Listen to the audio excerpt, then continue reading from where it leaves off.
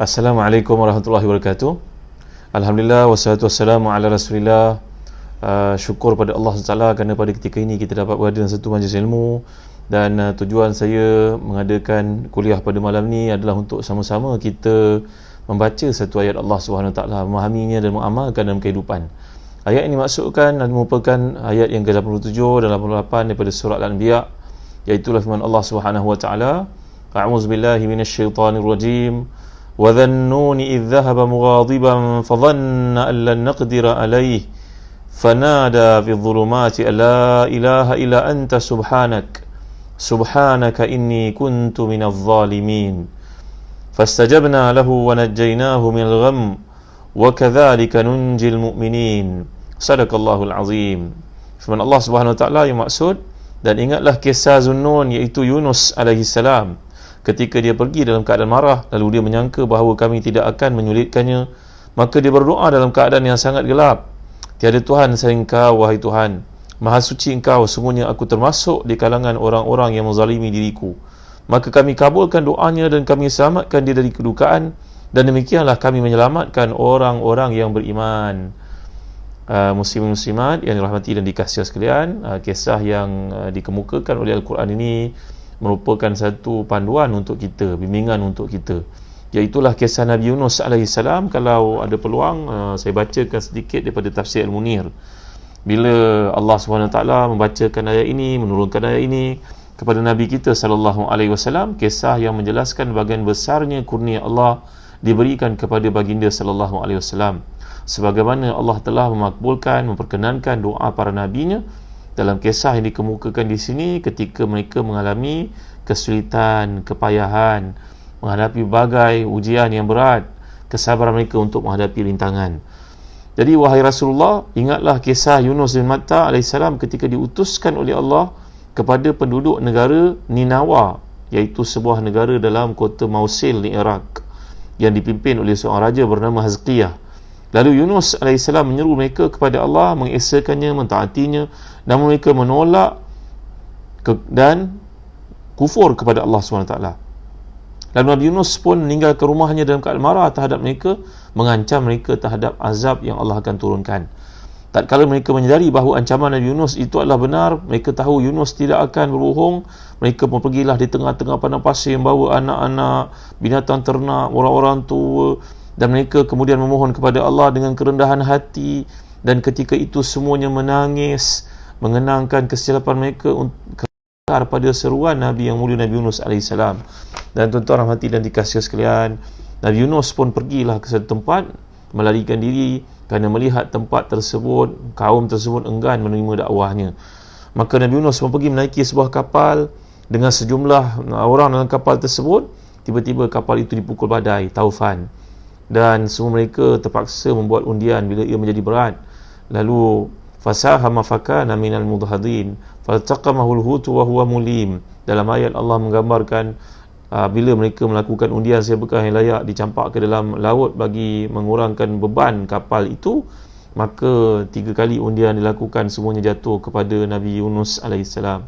Lalu baginda mengetahui ia merupakan hukuman daripada Allah Subhanahu wa taala. Tuan-tuan, di sini ada beberapa perkara menarik yang dibawa oleh Allah. Perkataan mughadiban ini, kalau kita perhatikan dalam kitab-kitab tafsir, ia merujuk kepada Nabi Yunus menjadi marah terhadap kaumnya kerana enggan mentaati perintah Allah Subhanahu wa taala. Dan kemudian fadhanna an lan naqdir alaihi, dia mengira bahawa kami tidak akan mempersempitkan dirinya dalam perut ikan paus itu dan tidak akan menjatuhkan hukuman terhadapnya. Ayat ini bukan menceritakan bahawa Nabi Yunus menyangkakan Allah tidak berkuasa atas dirinya. Kalau seseorang kita mentafsirkan seperti itu, membaca setakat terjemahan, tidak baca tafsiran, kita mungkin terjerumus dalam kesilapan makna Al-Quran. Bagaimana pula seorang Nabi, dan Nabi ini merupakan golongan yang bersifat dengan maksum, boleh bersangka buruk pada Allah? Itu tidak mungkin. Jadi perkataan yang digunakan oleh Allah di sini bukan bererti Nabi itu bersangka buruk pada Allah, tapi dimaksudkan di sini adalah, kata para ulama menjelaskan bahawa dia mengira, bukan bererti dalam konteks saya itu Nabi Yunus AS buruk sangka terhadap Tuhannya, tidak. Kalau seseorang mengatakan sedemikian, menyangkakan bahawa Allah tidak mampu ke atas hamba-Nya, dia boleh jatuh kafir, tuan-tuan dimuliakan Allah sekalian. Jadi fahamilah kita ayat yang dimaksudkan di sini, yang pentingnya Nabi Yunus AS memohon kepada Allah. Dan berkata Ibn Mas'ud radhiyallahu anhu ketika mentafsirkan ayat ini, bahawa Nabi Yunus berdoa kepada Allah dalam 3 kegelapan. Kegelapan perut ikan, kegelapan lautan, kegelapan waktu malam. Dan disebut dalam hadis riwayat Ibn Abi Hatim, sebuah hadis marfu', bahawa ketika Nabi Yunus berada dalam perut ikan ini berdoa kepada Allah, la ilaha illa anta subhanaka inni kuntu minaz zalimin, maka doa itu kedengaran di arasy Allah Subhanahu wa taala, kedengaran di atas langit, kedengaran pada malaikat-malaikat pembawa arasy. Dan mereka pun berkata kepada Tuhan mereka dengan penuh kasih sayang simpatinya para malaikat kepada hamba-hamba Allah ni. Mereka berkata, wahai Tuhan, ya Rabb, ya Rabb. Mereka berkata, wahai Tuhan, sautun da'ifun ma'rufun min biladin gharibah, faqala ama ta'rifuna zak, qalu la ya Rabb, wa man huwa, qala abdi Yunus, qalu abduka Yunus alladhi lam yazal yarfa' lahu amalun mutaqabbal wa da'watun mujabah, qalu ya Rabb awala tarham ma kana yasna'u fi rakha fatunji minal bala, faqala bala fa amara al-hut fatarahahu fil ara. Dalam hadis ini para malaikat merayu kepada Tuhannya, merayu kepada Tuhan. Mereka berkata, wahai Tuhan, kami dengar suara dhaif, suara yang common, familiar pada kami. Siapa punya suara ni, wahai Tuhan? Allah menjawab, tidakkah kamu tahu itu suara Yunus AS? Lalu para malaikat yang sangat cintakan orang-orang saleh, para anbiya, mereka merayu kepada Allah SWT dan berkata, ya Allah, bukankah Yunus ini selalu memohon kepadamu? Tidakkah kau mengasihi dia ketika dikerjakan dalam keadaan lapang? Apakah doanya, permintaannya ketika dia senang dahulu, tidak membantunya ketika dia susah? Allahu Akbar. Itu sebab tuan-tuan dimuliakan Allah sekalian, kalau kita baca dalam hadis banyak menerangkan bahawa ma min makrubin yad'u bi hadzal du'a illa stujiba lahu. Tidak ada seorang pun berada dalam kesukaran, kesulitan, kesempitan, lalu dia berdoa dengan doa ini, melainkan dimakbulkan baginya. Kita berada dalam kesusahan tuan-tuan, kesulitan. Semua orang dalam ketakutan. Mungkin ada yang tidak dapat gaji, mungkin ada yang tidak ada kerja, mungkin ada yang ketakutan, makanan tidak cukup, penyakit sedang berlaku. Maka banyakkan oleh kita mengucapkan kalimah ni tuan-tuan, la ilaha illa anta subhanaka inni kuntu minaz zalimin. Ada banyak hadis yang menceritakan bahawa, sebagai contohnya, fa innahu lam yad'u bihadza rajulun muslim fi syai'in qat illa istajaba Allahu lahu. Tidak ada seorang muslim pun ketika mengalami situasi seperti yang kita alami sekarang tuan-tuan, lalu dia mohon kepada Allah dengan doa ini, melainkan Allah akan makbulkan baginya. Ini menunjukkan kepada kelebihan, keluasan rahmat Allah SWT. Kata para ulama tafsir, contohnya kita dapat lihat dalam tafsir Al-Munir yang ada di tangan saya pada waktu ini.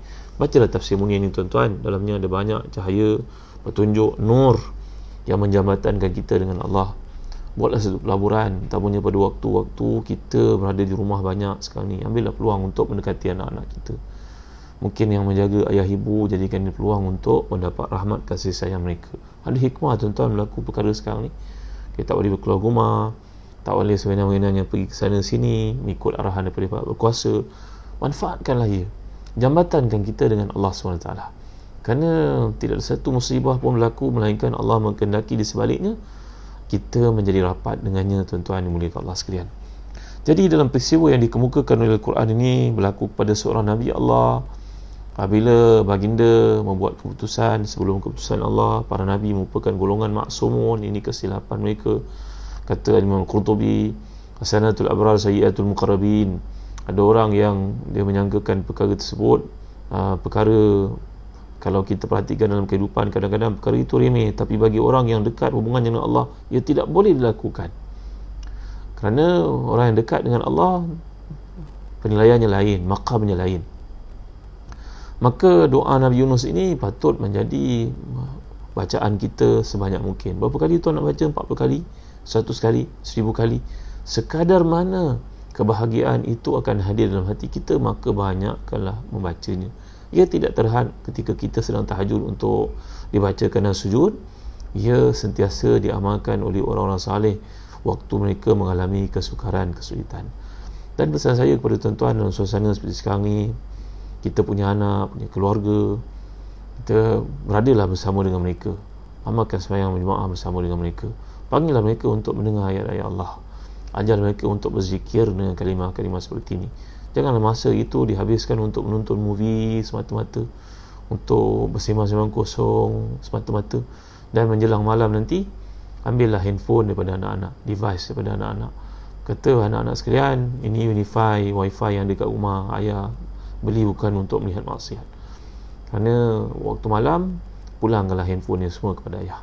Kerana ayah bimbang, waktu malam ni kau sibuk melihat benda-benda yang maksiat, dan bila melakukan maksiat itu dia mengheret kau untuk melakukan lebih banyak maksiat kepada Allah SWT. Kerana perkara-perkara syahwat ini mencengkam tuan-tuan, menjalar dalam diri, mengheret kita untuk terus melakukan perkara-perkara yang berikutnya. Jadi ambillah peluang pada waktu seperti ini untuk banyakkan baca Al-Quran. Bacalah tafsir Al-Quran untuk tadabbur. Rapatkan diri kita dengan anak-anak, rapatkan diri kita dengan ibu bapa. Banyaklah baca kisah-kisah para sahabat, amalkan zikrullah. Mudah-mudahan Allah mengeluarkan kita daripada kesukaran, kesulitan dan semua umat Islam yang lain, menyelamatkan kita dari penyakit-penyakit bahaya. Kalau kita terpaksa keluar dari rumah, jangan lupa baca Bismillahirrahmanirrahim, Allah wala hawla wala quwwata illa billah.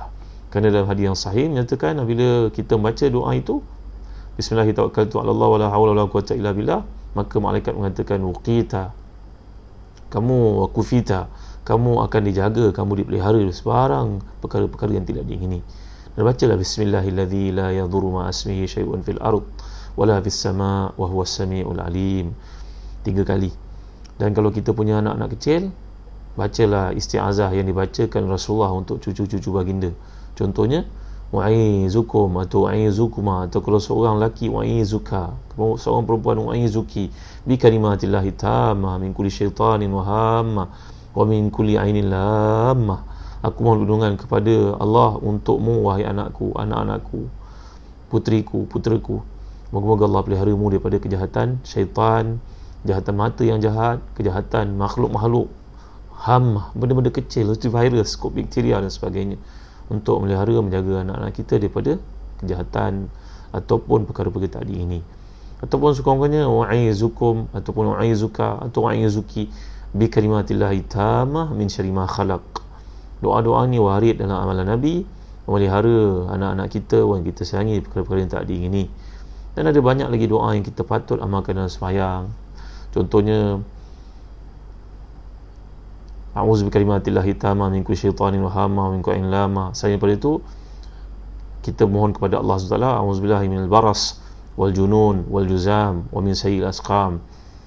Ya Allah, aku mohon perlindungan kepadamu daripada segala bentuk penyakit seperti penyakit kusta, penyakit sopak, penyakit gila dan penyakit-penyakit yang bahaya.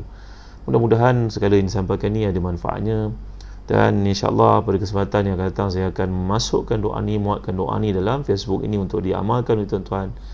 Jadikan panduan, jadikan bimbingan, sampaikanlah kepada semua umat Islam luar sana bahawa apa yang berlaku ni menyebabkan Allah adalah kerana kasih sayang Allah untuk kita dekat dengannya. Untuk kita bangun tahajud, punya masa untuk muhasabah diri. Orang putih kata untuk menanjamkan gergaji kita, akal fikiran kita. Ambillah peluang ni untuk membanyakkan zikrullah dan juga perkara-perkara yang telah disebutkan tadi. Sekian daripada saya. Mudah-mudahan ada kebaikan pada perkongsian malam ini.